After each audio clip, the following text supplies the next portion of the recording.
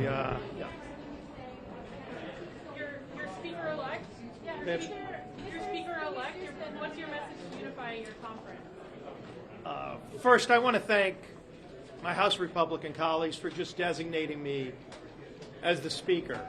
Obviously, we still have work to do. We're going to have to go upstairs on the House floor and resolve this and then get the House opened again. We have a lot of work to do, not just in the House for the people of this country, but we see how dangerous of a world it is and how things can change so quickly.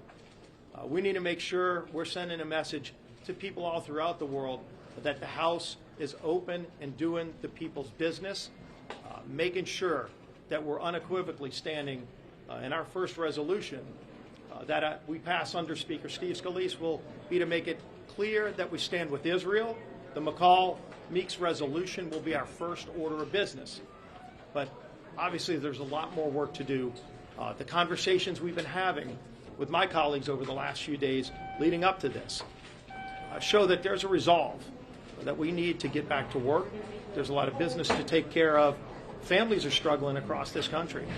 You know, we passed a lot of legislation to help families get back on track, to address our border crisis, to get our economy moving again, to address the spending in Washington that's driving inflation, high energy costs.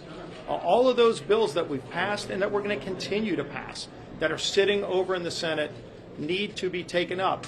We've passed over 70% of the bills to fund the government, dealing with appropriations and setting the priorities of this nation's spending, and the Senate has taken up zero.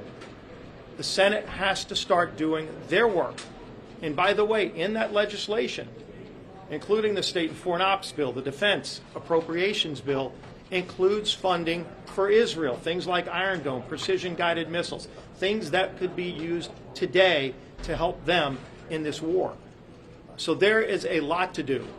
I'm also going to be calling on President Biden to sit down and talk about the crisis at the border. As we have an open southern border, and we've seen millions come in the last few years, including people on the terrorist watch list from all over the world. If he doesn't know now, after what happened, we cannot have an unsecure border. We've got to secure America's border. We've passed legislation to do that. It's time we sit down and have a conversation about how to secure America's border. And it's not a Republican or a Democrat issue. There are Democrat mayors all over the country who've been calling on the president to do this too. That's a conversation we need to have today. There's a lot of busy work to do, a lot of important work to do on behalf of people who are struggling, not only here in America, but who are concerned all around the world. And we're going to provide that vision. We have a lot of work to do. Obviously, I've got some more conversations.